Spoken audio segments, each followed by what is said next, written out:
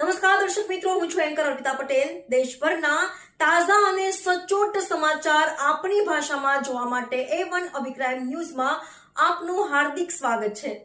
હવે જોઈએ મુખ્ય સમાચાર।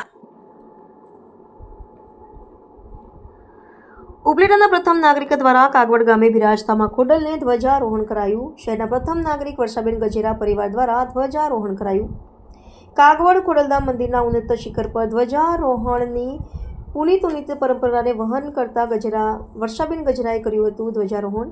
કાગવડમાં બિરાજતા લેવા પટેલ સમાજના કુળદેવી માં ખોડલ સમગ્ર સમાજ માટે બન્યા છે આસ્થાનું સ્થાન। ધ્વજારોહણ દરમિયાન ધારાસભ્ય મહેન્દ્રભાઈ પાડલિયા, પૂર્વ ધારાસભ્ય છગનભાઈ સોજિત્રા સહિતના અગ્રણીઓ આગેવાનો છે। તમામ સામાજિક સંસ્થાના આગેવાનો બોડી સંખ્યામાં હાજરી હતા। ધ્વજારોહણ બાદ તમામ મહેમાનોએ માં ખોડલનો સમૂહ પ્રસાદ લઈ ધન્યતા અનુભવી હતી। ઉપલેટા વર્ષાબેન ગજેરા નગરપાલિકા પ્રમુખ। આજે અમે ખોડલધામ કાગવડ ધજાજી લઈને આવ્યા છીએ। અમારું બહુ જ સફળતા ધજાજીમાં થઈ છે। આજે મેં આમંત્રણ 1600 માણસને આપ્યું હતું, તો 1600 માણસ બધી 1600 વ્યક્તિ હાજર છે। અને અમે ધજાજીનું પૂજન કર્યું, મા ખોડિયાલના ચરણોમાં પ્રાર્થના કરી।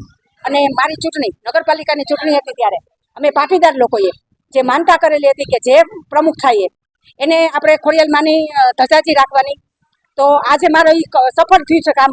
માતાજીને અમારી પ્રાર્થના સુણી છે અને અમારી કાયમ અમારી માથે માતાજીના આશીર્વાદ રહે એવા માતાજીના ચરણોમાં અમે નમન કરી છીએ। અને બધા જ 1600 ભાઈઓ બહેનો બાળકો વડીલો બધા આગેવાનો બધાની હાજરી હતી।